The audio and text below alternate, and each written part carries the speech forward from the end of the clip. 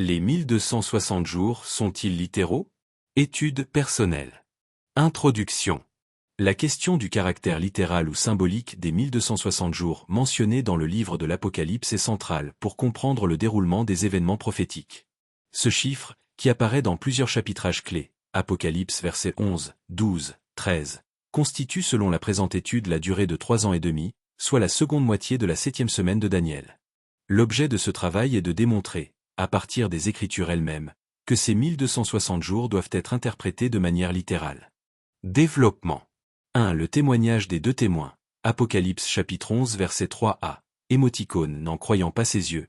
Le verset 3 du chapitre 11 déclare « Je ferai prophétiser mes deux témoins, vêtus d'une toile de sac, pendant 1260 jours. » L'expression « vêtus d'une toile de sac » évoque un temps de deuil, de repentance et de jugement. Ces deux témoins ne prêchent pas l'évangile au sens habituel, ils prophétisent contre leurs ennemis. Ils représentent, d'après la présente étude, deux nations, Israël et l'Amérique, ou leurs dirigeants. Au verset 7, la bête qui monte de l'abîme les tue. Leurs cadavres reposent dans la rue de la grande ville, appelée dans un sens spirituel Sodome et Égypte, là où leur Seigneur aussi a été attaché au poteau. Verset, émoticône n'en croyant pas ses yeux. Cette précision géographique Jérusalem est capitale, elle ancre l'événement dans un lieu réel et identifiable. Le caractère concret de la localisation appuie une lecture littérale du temps. 2. Le lien avec la semaine des 70 semaines de Daniel. Daniel chapitre 9 verset 27 annonce qu'au milieu de la dernière semaine, 7 ans, le sacrifice et l'offrande cesseront. Les 1260 jours représentent exactement la moitié de cette période, soit 3 ans et demi. 1260 jours divisé par 360 jours par an égale 3,5 ans. Il existe une symétrie frappante avec le ministère terrestre de Jésus, qui a duré environ 3 ans et demi, de son baptême à sa crucifixion. De même, la période des 1260 jours s'achève par la résurrection des deux témoins et la venue du Seigneur. Cette correspondance numérique rend l'interprétation littérale non seulement possible, mais logique. 3. La résurrection comme marqueur temporel. Apocalypse chapitre 11 versets 11 et 12 relate que, après les 3 jours et demi, soit à la fin des 1260 jours, un souffle de vie venant de Dieu entre dans les deux témoins, qui montent au ciel.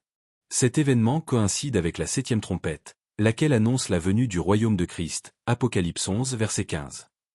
Si l'on connaît le début des 1260 jours, on peut donc connaître le jour du retour de Jésus. Un temps littéral permet un repérage chronologique précis, un temps symbolique le rendrait impossible. 4. La cohérence structurelle du livre de l'Apocalypse. Plusieurs chapitres de l'Apocalypse décrivent la même période de 1260 jours sous des angles différents.